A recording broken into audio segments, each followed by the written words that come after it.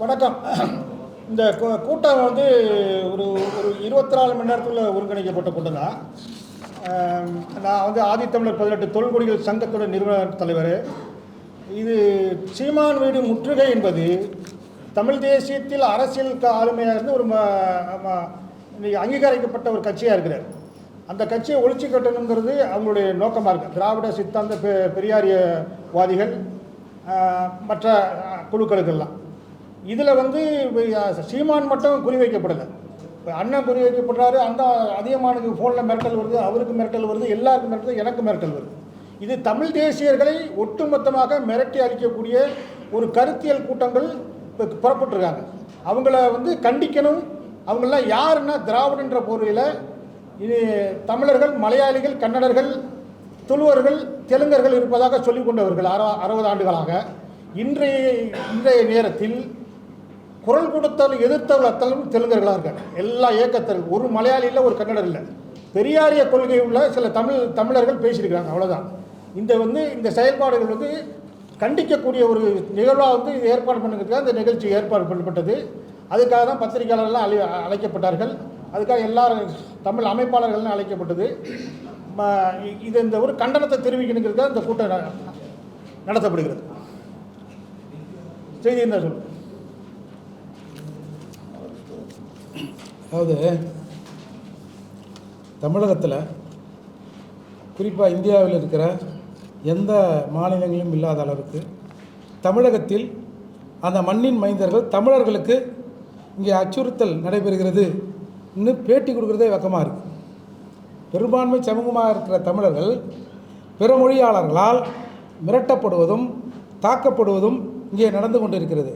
பிற மாநிலங்களில் எப்படி ரிவர்ஸில் நடக்குதோ அது இங்கே தலைகீழாக மாறி நடக்கிறது. இன்றைக்கு சீமான் ஒரு கருத்தை சொல்லியிருக்கிறார். அந்த கருத்து சீமான் அவர்களுடைய கருத்து அல்ல. அன்றைக்கு காலகட்டத்தில் ஈவே ராமசாமி என்று அழைக்கப்படுகிற பெரியார் அவர் இஷ்டத்துக்கு வந்தது மாதிரி பேசினார். அதில் இவருக்கு வந்து சீமானுக்கு ஒரு நெருக்கடி. திராவிடத்தின் பெயரால் பாரதியார் விழாவில் சீமான் அவர்கள் ஏதோ பெரியாரை குறை சொல்லி பேசிவிட்டார் என்று ஒரு கூட்டத்தை போட்டு ஒரு மிகப்பெரிய அரசியல் ஆளுமையாக வயதில் முதிர்ந்தவராக இருக்கிற ஒருவர் தலைமையில் ஒரு கூட்டத்தை போட்டு சின்ன பசங்களை வச்சு கண்ணாமண்ணான்னு பேச விடுறாங்க. இந்த பேச்சை கேட்ட சீமான் உணர்ச்சி வசப்பட்டு இது எல்லாம் சரியில்லை, அந்த காலத்தில் ராமசாமி நாயக்கர் அவர் இப்படிலாம் பேசினார் என்று ஒரு கருத்தை சொல்லியிருக்கிறார். அந்த கருத்திற்கு ஆதாரத்தை கேட்டாங்க, போனாங்க. சரி நீங்கள் கேளுங்க, அதில் உங்களோட ரைட்ஸ் இருக்குது. நான் என்ன கேட்குறேன், ஒரு சீமான் இந்த மாதிரி பேசிட்டார், வந்து பாஜகவின் தலைவர் அண்ணாமலை என்னிடம் அந்த ஆதாரம் இருக்கிறது என்று சொல்கிறார். ஆதாரத்தை சீமானிடம் கேட்பவர்கள் அண்ணாமலை எப்படி ஆதாரம் இருக்கிறது என்று சொல்லலாம் அப்படின்னு அண்ணாமலை கிட்ட போய் நிற்கணும்ல.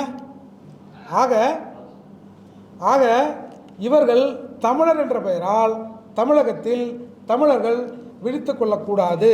திராவிடம் என்ற பெயரால் தமிழர் அல்லாதவர்கள் தமிழகத்தை தொடர்ந்து ஆட்சி செய்ய வேண்டும் என்பதற்காக இன்றைக்கு தமிழர் அல்லாதவர்கள் செந்தமிழன் சீமான் வீட்டை முற்றுகையிட்டு இருக்கிறார்கள். அதோடு மட்டுமல்லாமல் தமிழகத்தில் தமிழர் என்று பேசினால் அவர்கள் இங்கே கட்டம் கட்டப்படுகிறார்கள். இது மிக கேவலமான நிலைமை. இந்த நிலைமை இப்படியே நீடித்தால் எப்படி இலங்கையிலிருந்து தமிழர்கள் விரட்டப்பட்டார்களோ அதை போல வெகு விரைவில் தமிழகத்திலிருந்து தமிழர்கள் விரட்டப்படுகிற காலம் வெகு தொலைவில் இல்லை. எனவே இங்கே இருக்கிற ஆதி தமிழ் குடிகள், தொல்குடிகள், 18 தமிழ்ச்சாதிகளும் இணைந்து, குடிகளும் இணைந்து தமிழர் மீதான இந்த விரோத போக்கை கண்டிக்கும் செயலாக சீமான் வீட்டை முற்றுகையிடும் நபர்களை நாங்கள் கண்டிக்கிறோம். ஒரு கருத்துக்கு மறுப்பு கருத்து சொல்லலாம். எல்லா கருத்துக்கும் ஒரு கருத்து மறுப்பு கருத்து இருக்கும், எதிர்கருத்து இருக்கும். 2 கருத்துக்களும் மோதி ஒரு புதிய கருத்து வரும் என்பதுதான் இயற்கை, இதுதான் அறிவியல். ஆனால் நாங்கள் சொல்கிற கருத்து மட்டும்தான் சரியானது இருக்கும். இப்போ யாரும் பெரியார் அவர்களை, ஈவேராவை தேடி போய் ஈவேரா அந்த காலத்தில் அப்படி செய்தார் அப்படின்னு யாரும் இங்கே சொல்லலை. ஆனால் இன்றைக்கு நீங்கள் பேண்ட் ஷர்ட் போட்டுக்கின்னு அலையிறீங்க, இன்றைக்கி நீங்கள் நாகரிகமாக பேசுகிறீங்க, நீங்கள் முகத்தில் பவுட்ரு போடுறீங்கன்னா இதற்கு எல்லாம் ஈவேரா தான் காரணம் என்று சொல்லுவது தான் இங்கே எரிச்சல். பெரியார் சில விஷயங்களை செய்திருக்கலாம், அதை யாரும் நாங்கள் மறுக்கவில்லை. ஆனால் எல்லா விஷயங்களையும் பெரியார் தான் செஞ்சார், ஈவேரா தான் செஞ்சார் அப்படின்னு கொண்டாந்து எங்கள் மீது திணிக்கிற போது தான் ஒரு எரிச்சலின் வெளிப்பாடாக ராமசாமி இதையெல்லாம் செய்யலை, ஈவேரா இதையெல்லாம் செய்யலைன்னு நாங்கள் சொல்கிறோம். ஒரு உதாரணத்துக்கு இவங்க என்ன சொல்கிறாங்க, ராமசாமி நாயக்கர் வந்த பிறகு தான் வந்து இங்கே வந்து படிக்கவே ஆரம்பித்தான் அப்படின்னு சொல்கிறாங்க. அப்போ எங்கள் அப்பாவை படிக்க வச்சது யார், எங்கள் தாத்தாவை படிக்க வச்சது யார், ரெட்டமலை சீனிவாசனை படிக்க வச்சது யாருன்னு ஒரு அறிவுபூர்வமான கேள்வியை எழுப்புகிறோம். அதுக்கு நீங்கள் பதில் சொல்லுங்கள்.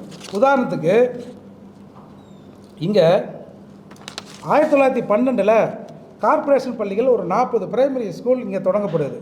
1848 மகாத்மா காந்தி பூலேவோட மனைவி சாவித்ரி பூலே மும்பையில் மகாராஷ்டிராவில் பெண்கள் படிப்பதற்கான ஒரு தனி பள்ளிக்கூடத்தை கட்டுறாங்க. 1837 சென்னை கிறித்துவ கல்லூரி வருது. 1840 பிரசிடென்சி காலேஜ் தொடங்கப்படுது. 1842 பச்சையப்பன் கல்லூரி தொடங்கப்படுது. 1914 queen Mary's, 1915 women's Christian college, 1925 Loyola, 1946 Vivekananda, 1947 Stella Mary's. இந்த எந்த காலேஜுக்காவது ஈவேரா ஃபவுண்டர்னு சொல்ல முடியுமா? ஈவேரா சில விஷயங்களை செஞ்சுருப்பான், நாங்கள் மறுக்கலை. யாருமே தமிழ்நாட்டில் தமிழர்கள் யாரும் அதை மறுக்கலை. நாங்கள் மொழியா இனமா அவர் வேறாளா தமிழரா தெலுங்கரா கன்னடரா அப்படிலாம் நாங்கள் பார்க்கல. ஆனால் ஒவ்வொன்றுத்திலும் அவர் கொண்டாந்து திணிக்கிற போது அந்த எரிச்சலின் வெளிப்பாடு தான் இது. எனவே இதற்கு மறைமுகமாக ஆளுகின்ற திமுக அரசு இவர்களுக்கு ஒரு சப்போர்ட் பண்ணுது. நான் என்ன கேட்குறேன், சீமான் ஒரு கருத்தை சொல்லிட்டார். சீமான் நீலாங்கல்ல இருக்கிறார். சீமானின் வீட்டை கடந்து போவதற்கு கிட்டத்தட்ட ஒரு 30-40 வீடுகளை கடந்து போகணும். சரி, சீமான் தானே பேசினார். அந்த வீட்டில் இருக்கிறவங்களாம் என்ன பண்ணாங்க? அந்த ஏரியாவை டென்ஷன் ஆக்குறீங்க. அதாவது இந்த அவதூறு வழக்குகளில் உங்களுக்கு ஒரு ஃபேமஸான ஒரு வழக்கு இருக்குது, வைகோ அவர்களின் வழக்கு. அந்த வழக்கில் நீதிபதி அவர்கள் கேட்கால் வைகோ அவர்கள் பேசிய பிறகு இந்த பேச்சால் ஏதாவது ஒரு சண்டை ஒரு கலவரம் ஏதாவது வந்ததா அப்படின்ற போது போலீஸால் அதற்கு எஃப்ஐஆரை காட்ட முடியல. எனவே அந்த வழக்கு தள்ளுபடி செய்யப்பட்டு வைகோ அவர்கள் விடுதலையாகப்பட்டார். இதை உடைப்பதற்காக வேண்டுமென்றே சீமான் பேசியதால் இவர்கள் அங்கே போனார்கள். அந்த கார் உடைக்கப்பட்டது, வன்முறை வந்தது, இவன் அவனை அடித்தான், அவன் இவனை அடித்தான், இத்தனை எஃப்ஐஆர் பதிவாயிருக்கு, தமிழ்நாடு முழுக்க இத்தனை எஃப்ஐஆர் பதிவாயிருக்கு அப்படின்னு தொடர்ந்து சீமான் மீது இவர்கள் வைத்த குற்றச்சாட்டை நிரூபிப்பதற்கு ஆதாரத்தை கிரியேட் பண்ணுறாங்க. அதுக்கு அரசாங்கம் துணை போகுது. இது மிகவும் கண்டிக்கத்தக்கது. எதிர்கருத்தை பேசுகிற வீட்டை முற்றுகையிடணும்னா இன்றைக்கி சீமான் பேசுகிறதுக்கு பல பேர் இன்றைக்கி வந்து எதிராக பேசுகிறாங்க. 36 லட்சம் ஓட்டுகளை சீமான் வாங்கியிருக்கார். சரி, அங்கங்கே ஒரு 100 பேர் யார் யார் பேசுகிறாங்களோ அவங்க வீட்டு முன்னாடி போய் நில்லுங்கன்னா இது எப்படி ஒரு ஜனநாயக நாட்டில் இது சரியாக இருக்குமா? அந்த நிலையை உருவாக்க திட்டமிட்டு இவர்கள் செய்கிறார்கள். அரசு இதற்கு துணை போகிறது. பெரியார் வந்து எங்களுடைய உணர்வு, அவர் வந்து விமர்சனம் பண்ணால் நாங்கள் வந்து அவரோட வீட்டை முற்றுகையிடுவோம்னு சொல்லி அவங்க வந்து ஜஸ்டிஃபை அவர் உணர்வுபூர்வமாக வந்து ஆதாரமற்ற கருத்தில் ஏன் பேசுகிறான்னு கேட்குறாங்க. இல்லை, ஆதாரம் தான் இருக்குதுன்னு சொல்லிட்டாங்களே சார். ஆதாரம் இருக்குது சார். ஆதாரம் இல்லைன்னா பரவாயில்ல. சரி, ஆதாரம் சீமானுக்கிட்ட இல்லை சார், ஒருத்தர்கிட்ட ஆதாரம் இருக்குன்றார். போய் அங்கே போய் நில்லுங்களாம் பார்ப்போம் சார். அதாவது சிந்தனையும் அறிவும். ஆமாம் சார்.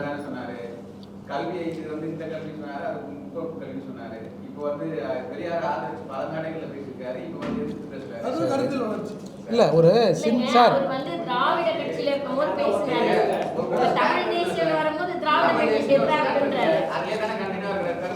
அதாவது இங்கே பாருங்க, நான் சொல்லிடுறேன், விளக்க சொல்லிடுறேன்.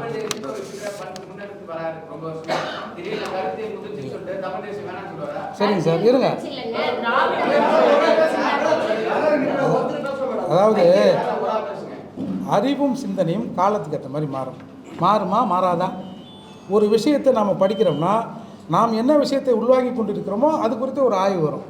அதுக்கப்புறம் கொஞ்சம் நிறைய புத்தகங்களை படிக்க ஒரு தெளிவு வரும். அந்த தெளிவின் அடிப்படையில் எங்களுக்கு இது வேண்டாம்னு சொல்கிறோம். இது என்ன தப்பு? ஏங்க நீங்கள் சரிங்க. ஆமாம் அவர் அதை ஒத்துக்கிறார்ல. நான் முட்டாளாக இருந்தேன், நான் மூடனாக இருந்தேன், ஒரு கட்டத்திற்கு பிறகு எனக்கு நான் படித்து தெளிவு வந்தது, நான் பேசுகிறேன்றாரு. இதில் என்ன சிக்கல்?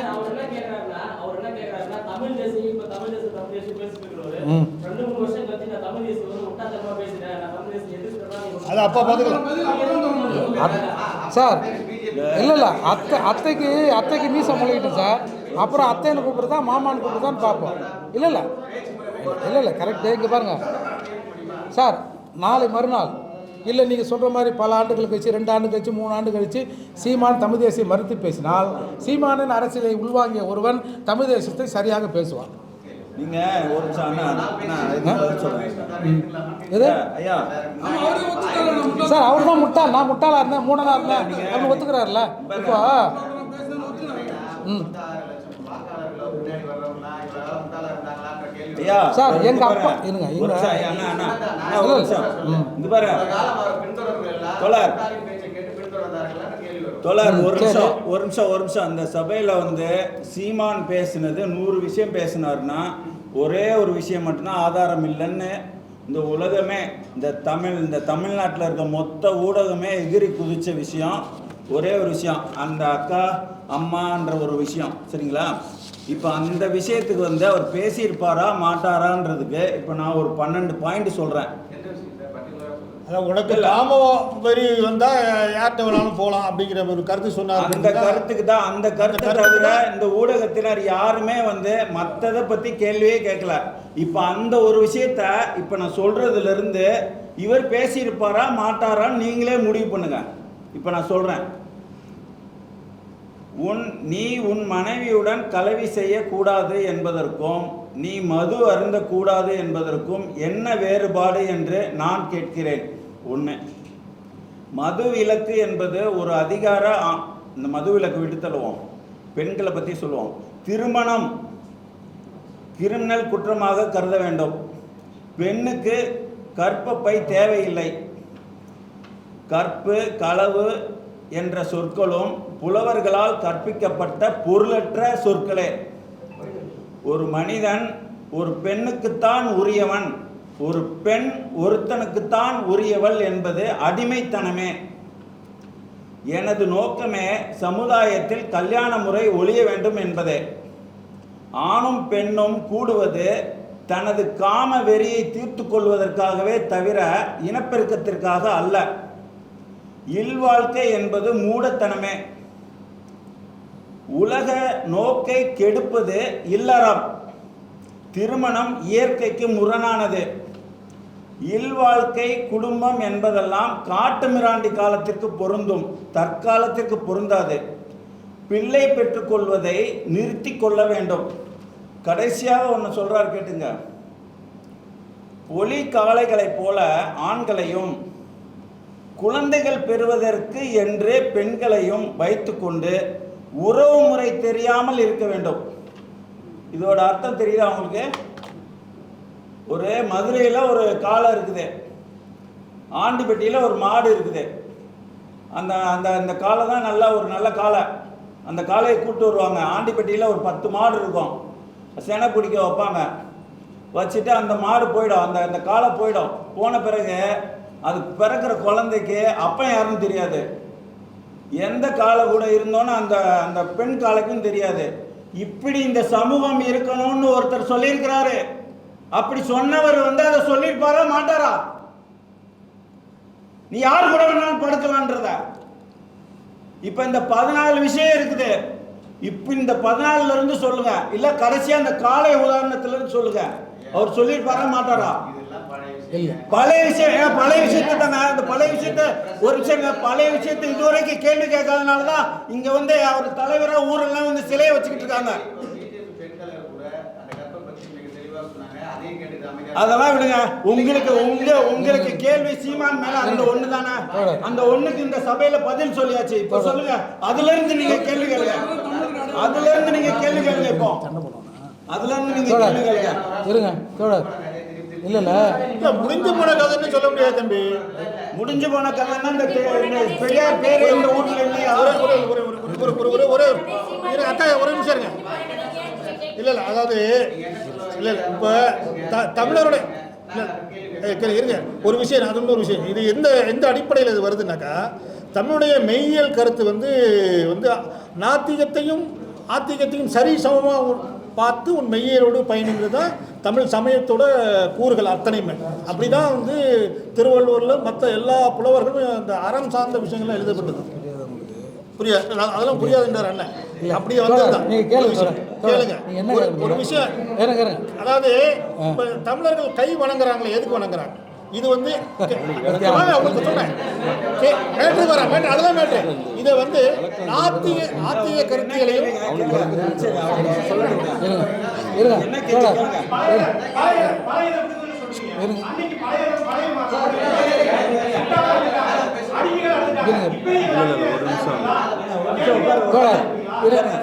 உங்களுக்கு என்னத்தோட விளக்கம் வேணும்?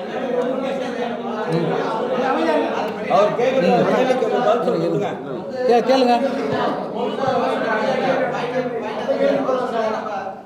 இல்லை நான் சொல்லிட்டுமா அண்ணா ஒரு நிமிஷம். இது சீமானை குறித்து அண்ணா ஒரு நிமிஷம் சொல்லி முடிச்சோம். வேற கருத்து சொல்லுங்க. ஆனா இங்க ஒரு நிமிஷம். இது சீமானுடைய ஆதரவாளர்கள் கூட்டம் அல்ல. இது தமிழ் தேசிய கூட்டமைப்பின் தமிழ் குடிமக்களின் கூட்டம். இந்த கூட்டத்தில் தமிழ் கருத்துக்கு எதிராக தமிழர்களுக்கு எதிராக கிளம்பி வர கிளர்ச்சியாளர்களுக்கு எதிரான கூட்டம். இதை குறித்து கேள்வி கேளுங்கள். சீமானுடைய ஆதரவாளர் இங்க இல்ல. சீமானுடைய கருத்துக்கு தமிழர்களுடைய கருத்துக்கு எதிர்மறையாக எழுப்பி வருகிற எதிர்கருத்தாளர்களுடைய கண்டனம் தெரிவிக்கும்படியாக எழுப்பப்பட்ட கூட்டம். இது சம்பந்தமான கேள்வி கேளுங்க. சீமான் குறித்தான கேள்விக்கு இங்க பதில் இல்லை.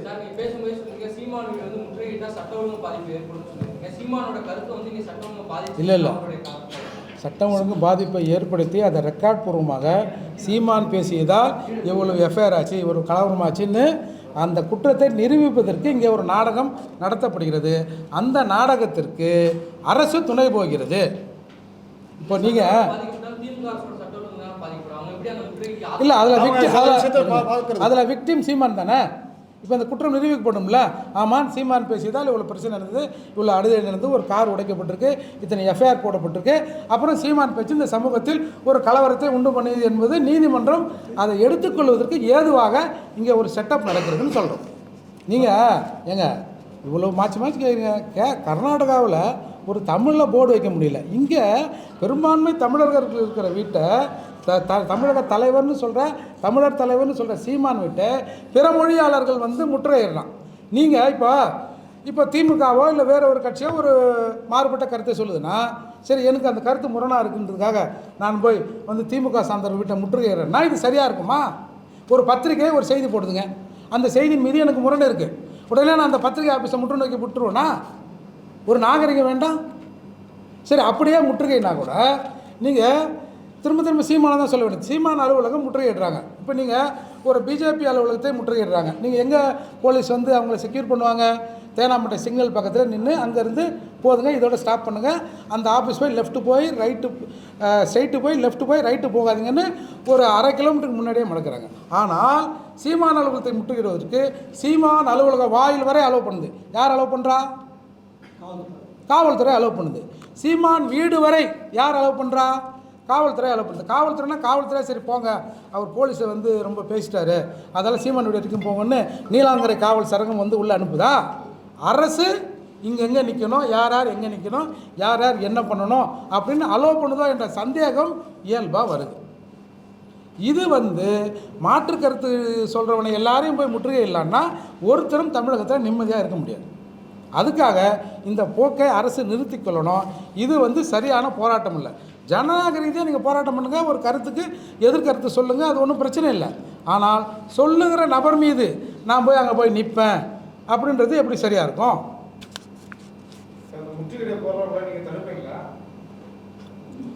அதைத்தான் அதுக்கான முதல் கட்டம் தான் இந்த கண்டன கூட்டம் நடத்தப்படுகிறது. அவர்கள் அதற்கு காவல்துறை அனுமதி கொடுத்து அதை முற்றுகையிட்டால் நாங்களும் அனுமதி கோருவோம். நாங்களும் அவர்களுடைய வீட்டில் முதலமைச்சர் வீட்டை முற்றுகையிடுவதற்கு நாங்களும் அனுமதி கோருவோம். அதற்கு அனுமதி கொடுக்கப்பட வேண்டும் என்பதை மூலமா தெரிவித்துள்ளோம்.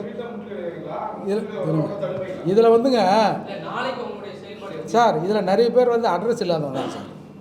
இப்போ சீமான் வீடு நீலாங்கரில் இருக்குது. இந்த போராட்டத்துக்கு வர வீடுலாம் யாருக்கு இருக்குன்னு யாருக்காவது தெரியுமா? இங்கே பத்திரிகையாளர்லாம் இருக்கிறீங்க, பல பேர் ப்ரெஸ் மீட் கொடுக்குறான். இவங்களோட வீட்டு அட்ரஸ் எவனுக்காவது தெரியுமா? யாருக்காவது தெரியுமா? அதால் இவங்கெல்லாம் ஒத்த ஓட்டு, அரை ஓட்டு, முக்கா ஓட்டு. இவங்க ஒரு அரசு இவங்களாம் பேக்கப் பண்ணுது அப்படிங்கிற சந்தேகம் இதுலேருந்து தான் நமக்கு வந்து வலுப்புறுது. நீலாங்கரை வரை நீ போய் தேடி போய் அங்கே போய் நிற்கிறன்னா நீ எந்த சப்போர்ட்டில் நிற்கிற? இதே மாதிரி எல்லாரும் செஞ்சால் என்ன நடக்கும்ன்றது தான் ஒரு ஜனநாயக ரீதியாக ஒரு கொஸ்டின் எழுப்புகிறோம். இல்லை நாளைக்கு எப்படி வருதுன்னு பார்ப்போம், அதுக்கேற்ற மாதிரி அடுத்த கட்டமாக நாங்கள் பேசி இதற்கு ஒரு பதிலை நாங்கள் முடிவு பண்ணுவோம். ஏன்னா அவங்க செய்கிற அளவுக்கு ஒரு அநாகரிகமாக நாங்களும் போகணும்னு இல்லை. அப்படி போயிருந்தால் ஏங்க இவங்களுக்கெல்லாம் யாருங்க இருக்கா? நாடு முழுக்க இன்றைக்கி வந்து நாம் தமிழர் கட்சி சீமானுக்கு ஒரு ஓட்டு இருக்குங்க. எல்லாரும் அவங்கவுங்க இடத்துல பிரச்சனை பண்ண ஆரம்பித்தா சட்டம் ஒழுங்கு சரியாக இருக்குமா? இது வந்து ஏதோ முற்றுகையிட போகிறவங்களுக்கும் பேசினவருக்குமான பிரச்சனையாக பார்க்காதீங்க. பொதுமக்கள் பாதிக்கப்பட்ட பிரச்சனை. அன்றைக்கி காலையில் ஒரு 10 மணிக்கு ஒருத்தர் நீலாங்கர்லேருந்து ஆஃபீஸ் போகிறாருங்க, 9:30 மணிக்கு வீட்டில் விட்டு கிளம்புறாரு. அவரை நிப்பாட்டுவதற்கு இப்போ போலீஸ் டிராஃபிக் நிறுத்துறான். அவரை நிப்பாட்டுவதற்கு உனக்கு யார் ரைஸ் கொடுத்தா இப்படின்ற ஒரு கேள்வி இருக்குல்ல. இதில் நேற்றுக்கு எப்படி சரியாக இருக்கும்? இது நேற்றுக்கு இது சம்பந்தம் வந்து கமிஷனர் அலுவலகத்தில் நான் ஒரு பெட்டிஷன் கொடுத்துருக்கேன். இது வந்து வன்முறையை தூண்டக்கூடிய ஒரு நிகழ்வாக தான் பார்க்குறேன். இது வந்து இது ஆரம்ப புள்ளியாக இருக்குன்னு. அதே வந்து சகோதரர் தடா ரஹீமும் ஒரு பெட்டிஷன் கொடுத்துருக்காரு. எதுக்கு கொடுத்துருக்கேன்னா இது வன்முறையை நோக்கி செல்லக்கூடிய ஒரு யுத்தியாக தான் பார்க்குறாங்க. ஏன்னா ஈழத்தில் எப்படி ஒரு வன்முறை உருவாக்கப்பட்டுச்சோ அப்படி வந்து இந்த தமிழ் இளைஞர்களை வந்து திசை திருப்பதற்கான ஒரு யுத்தியாக சிலர் திட்டமிட்டு செயல்படுவதாக எங்களுக்கு படுது. ஏன்னா நான் வந்து ஒட்டுமொத்த தமிழ் குடி சங்கத்தின் தலைவர். ஏன்னா நான் வந்து எல்லாரையும் ஒன்றாக பார்க்கக்கூடிய ஒரு நிலையில் உள்ளார். ஒரு சிலர் செய்யக்கூடிய ஒரு தவறான முறைக்கு அரசு உடந்தையாக விடாததுக்காக பெட்டிஷன் கொடுத்து வந்துருக்கிறோம்.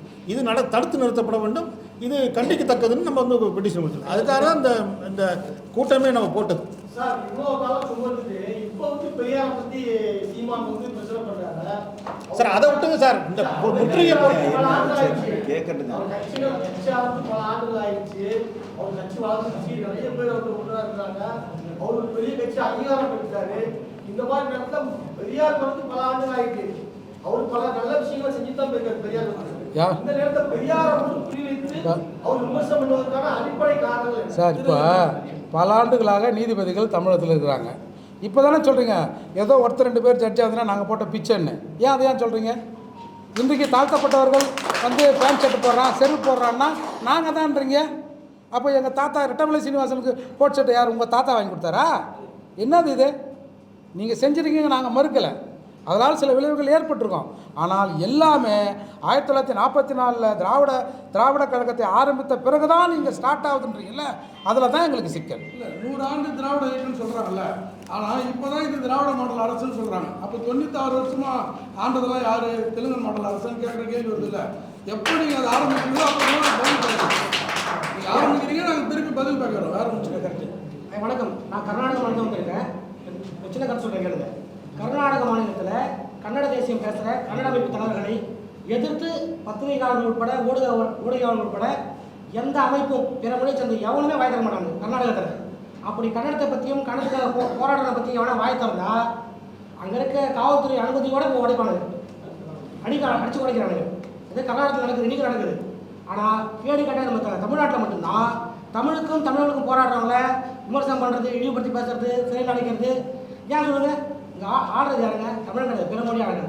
இன்றைக்கி சீமான் பேசுகிற நாங்கள் சீமான் ஆதரவாக வரல, ஒட்டுமொத்த தமிழர்களுக்கும் தமிழ் தேசியர்களுக்கும் எதிராக யார் பேசாலும் வந்து நிற்போம். இன்றைக்கி சீமானுக்கு யார் பிடிக்கிறாங்க பார்த்தா பிற மொழி ஆடுறது. ஒட்டுமொத்த தொழில்களும் ஒன்று சேர்ந்து இன்றைக்கி எது இருக்காங்க. பெரியார் இப்போ அறிவாளை படித்தாப்புல எத்தனை கேள்வி கேட்டுக்காருல்ல பெரியார் ஈவரோட பேசிக்காருட்டு. அந்த அத்தனை கேள்வி யார் வாய் திறந்துங்கிறாங்க. அவர் பெரியார் பேசவே இல்லை அப்படியே வாயத்தை சொல்லுங்களா? ஏன் சொல்ல மாட்டேங்கிறீங்க? விலைவாசி அடுத்த காரணம் கேட்டால் பரிசுகள்லாம் ரவிக்காரியா கொடுத்தாங்கன்றாங்க. இது ஒரு தலைவர் பேசக்கூடிய பதிலாக திராவிட மாடல் அரசு, திராவிட அரசுன்னு சொல்லிட்டு தமிழர்களை வந்து இது நொறுக்கிற அரசாகவும் தமிழர்களுக்கு எதிராக இருக்கிற அரசால தான் நாங்களாம் இப்போ ஒன்றா கூடியிருக்கோம். இப்போ நான் ஒன்று கேட்குறேன். பெரியார் இப்போ திருக்குறளில் வந்து இப்போ பேருந்துகள் எல்லாம் எழுதி வச்சிருக்கிறோம். அது மாதிரி இந்த பெரியார் பொன்மொழிகளை எழுதி வைப்போமா? எழுதி வைக்கிறதுக்கு இந்த அரசு தயாரா? பொன்மொழிகள் தானே எழுதி வைங்க. கேவலமான பேச்செல்லாம் வந்துட்டு ஒருத்தர் பேசி விட்டு அவரை இந்த தலைவரா எங்க தமிழ் இனத்துக்கு திணிக்கிறது நீங்க யாரு? இறுதியாக ஒன்று சார், இப்போ எல்லாரும் சீமான் அப்படி சொல்லலாமா பெரியார் அப்படி பேசினாரான்னு கேட்குறாங்க. இப்போ ஐயா வீரமணி அவர்கள் சொல்கிறாரு என்ஜாய்மெண்ட் வித்தவுட் ரெஸ்பான்சிபிலிட்டின்றாரு. யாராவது ஒருத்தர் போய் ஐயா வீரமணி ஐயா எப்படி ஐயா இது சொன்னீங்க, பெரியார் அடிக்கடி ஆங்கிலத்தில் இதை சொல்லுவார் அப்படின்னு சொன்னீங்களே, இதற்கான விளக்கம் என்னன்னு யாராவது கேட்டிங்களா? ஒருத்தர் அவர் சொன்னதை சொன்னார், சொன்னதற்கான இவர் வீரமணி அவர்கள் பேட்டி கொடுத்ததுக்கான ஆதாரம்லாம் இருக்குது. யாராவது ஒருத்தர் இந்த அர்த்தத்தில் தான் சீமான இதை பேசினாரா அப்படின்னு போய் வீரமணி ஐயா கிட்ட கேட்கணும்ல. யாரும் கேட்க மாட்டீங்களே. 23க்கும் மேற்பட்ட அமைப்புகள் வந்து முற்றுகையிட போறோம்னு சொல்லியிருக்காங்க. நீங்களே வந்து சொல்றீங்க திமுகவோட ஆதரவு இருக்கு, போலீசாரோட ஆதரவு இருக்குன்னு சொல்றீங்க. நீங்க வந்து இந்த பிரஸ் மீட் மூலமா இல்ல மற்ற காரணங்களா தடுக்க முடியும் நினைக்கிறேன். உங்களால என்ன செய்ய முடியும்?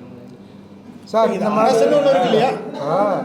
இந்த மாதிரி தமிழ் குடிகள் ஒரு 18 குடிகள் சேர்ந்து நீங்கள் பண்ணுறது ஒரு அட்டகாசம், இது சரியில்லை அப்படின்னு சொல்கிறோம். அரசு அனுமதிக்க கூடாது. நீங்கள் இது இப்போ நீங்கள் நாளைக்கு நாங்கள் என்ன ப்ரோக்ராம் பண்ணணும் நீங்கள் தீர்மானம் பண்ண முடியாது இல்லையா?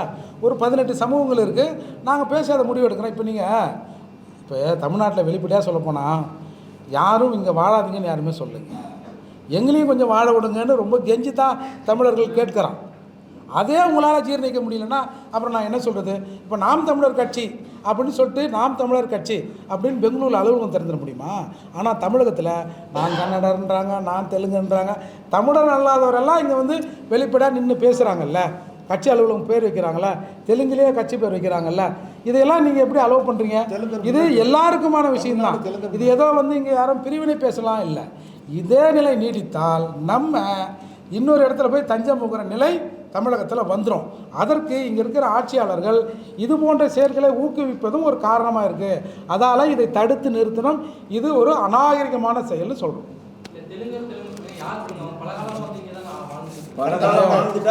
ஒன்றும் இல்லை, நான் ஒரு சின்ன உதாரணம் சொல்கிறேன். பாவலர் பெருஞ்சித்தனார் இருக்கார் இல்லையா, அவர் வந்து மொழியால் இனத்தால் தெலுங்கர், ஆனால் அவர் தனித்தமிழ் இயக்கம் வந்து தமிழுக்காக தொண்டாட்டினார். ஆனால் அவருடைய மகன் பொழிலன் வந்து நான் அவர் வீடு இது மேடவாக்கத்தில் நான் ஒரு கூட்டத்துக்கு போனேன். இந்த எல்லாம் தேர்தல் வரக்க முடியும், நம்ம தெலுங்கு எல்லாரும் சேர்ந்து திமுகவை ஜெயிக்க வைக்கணும்னு பேசுகிறாருங்க. நான் பின்னாடியால் எழுதி சொல்லி வைத்தேன் சார், இப்படியெல்லாம் இப்படி நடக்குது. இப்போ இதில் அதாவது இப்போ நீங்கள் திராவிடம்ன்று பேசப்பட்டது இல்லை. நான் உங்களை பத்திரிகையாளர் பற்றி ஒரே ஒரு கேள்வி கேட்குறேன். திராவிடர்கள், தமிழர்கள், தெலுங்கர்கள், மலையாளி, கன்னடம், துளுவனாங்களே, இன்றைக்கு பெரியாரை பற்றி பேசிய பொழுது நீங்கள் நான் வந்து 18 குடி வந்து ஒட்டுமொத்த தமிழ் ஜாதி சங்கத்தோட தலைவர். நான் எந்தெந்த குடிகள் எப்படி இப்படிங்கிற முழு வரலாறு தெரிஞ்சு நான் ஒரு பத்திரிகை ஜேர்னலிஸ்ட், ஜெயாட்டியோட முன்னாள் விரிவாக்கத்துறை தலைவர் வந்தவன், இன்டர்நேஷனல் ஜேர்னலிசம் படித்தவன். நான் வந்து இந்த குடிகள் ஆய்வுகள் முடிக்கும் பொழுது இனவியல் ஆய்வுகள் பற்றி எனக்கு தெரியும், தமிழ் குடிகளை பற்றி தெரியும், சமயங்களை பற்றி முழுவதும் ஆய்வு செஞ்சவன். இப்போ வந்து இவங்க சொல்கிறாங்கல்ல திராவிடங்கிறது இந்திய மலைக்கு தெற்க உள்ளது, அந்த குஜராத் மராத்தியம் எல்லாம் சேர்ந்தது தான். இங்கே வந்து இவங்க கற்பிதம் என்ன இருக்குன்னாக்கா தமிழர், தெலுங்கர், மலையாளி, துளுவனாங்க. இன்றைக்கி தமிழ்நாட்டுக்குள் ஆளுமை செலுத்துவது மலையாளிகள் யாரும் இல்லை, கன்னடர்கள் யார். இன்றைக்கி தமிழ்நாட்டு முதலமைச்சர் மந்திரியில் இருக்கிறது 8 பேர் தெலுங்கர்கள். ஒரு கன்னடர் காட்ட சொல்லும் பார்ப்போம், ஒரு மலையாளியை காட்ட சொல்லும் பார்ப்போம், ஒரு துளுவரை காட்ட சொல்லும் பார்ப்போம். ஏன்னா இது ஒரு லாபி நடக்குது, இது ஒரு உலகளாவிய அரசியலும் இந்திய பிராமணியமும் திராவிடமும் இணைந்து செய்கிற வேலை. இது வெளியில் வேணால் இவங்க சனாதனம் வந்து சங்கி சீமான்னு அறிக்கை விடலாம். நான் சங்கிங்கிறது யாருனாக்கா விஜயநகர காலத்துலேருந்து சங்கியோடு சேர்ந்து வந்தவங்க தான் இங்கே சங்கியாக இருக்காங்க. அவங்க தான் இங்கே தமிழ்நாட்டை அழிச்சிக்கிட்டு இருக்காங்க. ஏன்னா இதெல்லாம் இங்கே கேடைய முட்டாள்களே தமிழர்கள். நான் வந்து சித்தர் சிவன்மார்களோட அறிவு வழியில் வந்தவர்கள். இதற்கான கால சூழ்நிலைகள் உலகளாவிய கால கணிதத்தை அறிந்தவர்கள். இன்றைக்கு உலகத்தில் அமெரிக்கா பற்றி எறியுது, ஒவ்வொரு நாட்டில் ஒவ்வொரு நிலக்கு இங்கேயும் நடக்க போகுதுன்னு சொல்கிறேன். அது கருத்தியல் ரீதியாக மாறும்னு சொல்லிட்டு இருக்கேன். உலகத்தில் தர்மம் மீண்டும் வெல்லும். அந்த தர்மத்தையும் அறத்தையும் பின்பற்றக்கூடிய ஒரே இனம் உலகத்தில் தமிழர்கள் மட்டும்தான். அதற்கு 1000 சான்றுகள் இலக்கியங்கள் இருக்குது. இதெல்லாம் இல்லை, இதை கலுசடை, நீ முட்டாளு, அறிவாளி இல்லை, நீ இப்படி போ அப்படி போன்னு உன்னுடைய அறத்தின் மேல் தாக்குதல் நடத்தின ஒரு டெரரிஸ்ட் பெரியார். நான் சொல்லுவேன் வன்முறையை ஏவி விட்டவர் அப்படின்னு சொல்ல முடியும். எனக்கு கருத்தியல் ரீதியாக தமிழுடைய அறம் அப்படிப்பட்ட அறம். அந்த அறத்தின் மேலே வந்து கல்லறிகிறீங்க. நீங்கள் எதுக்காக வர்றீங்கன்னா எல்லாத்துக்கும் தெரியும். இந்து மதம் பிராமணன் கையில் போயிடுச்சு, தமிழோட சமயம்லாம் சேர்த்து. அதெல்லாம் வந்து திருப்பி வந்துடக்கூடாதுங்கிறதுக்காக இந்த கருத்தியல் உள்ள நுழைச்சாங்க. திராவிடம், நாத்திகம், இந்த கருத்தியெல்லாம் இதெல்லாம் இன்னும் நிறையா இருக்குது. அதெல்லாம் கையில் எடுக்கும் பொழுது இன்னும் பெரிய விபரீதம் நிகழ்ச்சி நடக்கும். சிம்பிளாக நிதானமாக நடந்துக்க சொல்லும். ரொம்ப நாளாக வந்து இங்கே இருக்கிறாங்க, அவங்களும் தமிழர் தான்றீங்க. சரி, நீங்கள் இந்த சேட்டு கடை மார்வாடி கடை பார்த்துருப்பீங்களா? ஒரு 5-6 தலைமுறையாக அங்கே இருக்கிறாங்க. அவங்க என்ன நீங்கள் கூப்பிடுவீங்க? தமிழரா? சொல்லுங்கள். சொல்லுங்கள் என்னது? உங்கள் தெருவில் சேட்டு கடை இருக்கும்ல, மார்வாடி கடை இருக்கும்ல, அவர் என்னன்னு சொல்லுவீங்க? அந்த சேட்டு கடை பக்கத்தில் சேட்டு இருப்பார், அந்த கடை பக்கத்து விடுவீங்கல்ல. அப்போ அவருக்கு ஒரு அளவுகோல் வைக்கிறோம். இருங்க, சேட்டு தான் இருங்க, சேட்டுனா இந்தி தானேங்க? சேட்டுனா இந்தி தானேங்க? இல்லை அவரை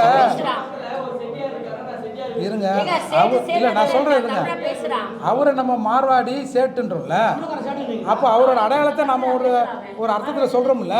அப்போ இவங்க எப்படி ஒன்று மண் ஆகிட்டாங்கன்ற வந்து சேட்டு வந்து ஹிந்தி சேட்டு தமிழ் சேட்டு அப்படிலாம் இல்ல ஆ சேட்டுனா சேட்டுனா ஆமா, மார்வாடினா மார்வாடிதான்.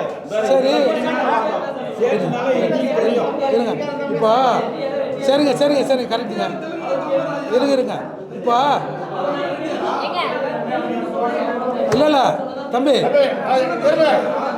இதெல்லாம் கேரளாவா தமிழ் மட்டும்தான் நீங்க தமிழ் பேசுறாங்க. நான் என்ன கேட்குறேன் இருங்க நான் என்ன கேட்குறேன் அவன் மொழி அவன் வீட்டுல இரு. அவன் மொழியை தான் பேசுறான். இல்லை நான் என்ன கேட்குறேன் தெலுங்குல யாருன்னா தமிழ் தெலுங்கு இருக்காங்களா? ஆ ம் ஆ சேட்டுனா மார்வாடி தானேப்பா? ஏங்க மார்வாடி வீட்டுல அந்த அந்த மொழி தான் பேசுவான். தெலுங்கு தமிழ் மட்டும்தான் இங்க சுட்டு போட்டாலும் தமிழ் பேசுவான். எல்லா மொழிக்காரனும் அவனோட தாய்மொழி தான் பேசிட்டு இருக்கான். தமிழ்னா மாறல இங்க எவனோ.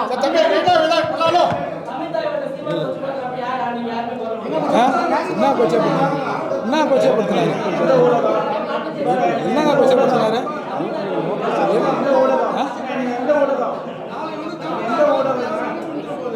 சண்டை மாறக்கூடாது. அப்படி இல்லைங்க, இந்த ஊடகம் பேரை சொல்றேன்.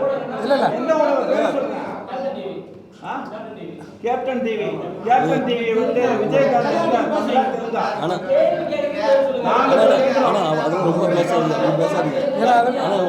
சொல்லுங்க தம்பி. ஐயா சொல்லுங்க ஐயா ஒரு நிமிஷம் இருங்க தமிழ்நாட்டில் ஐயா வணக்கம் உங்க கேள்விக்கு எல்லாத்தையும் பதில் சொல்லுங்க. சொல்றேன் ஒரு நிமிஷம் தம்பி ஒரு நிமிஷம் பதில் சொல்றேன் நானு. கொஞ்சம் ஒரு நிமிஷம் உங்களுக்கு விவாதம் பண்ணாதீங்க. உங்களுக்கு எங்களோட நோக்கத்தை சொல்லிடுறோம், கொஞ்சம் புரிஞ்சுக்கிறேங்க. தமிழ்நாட்டில்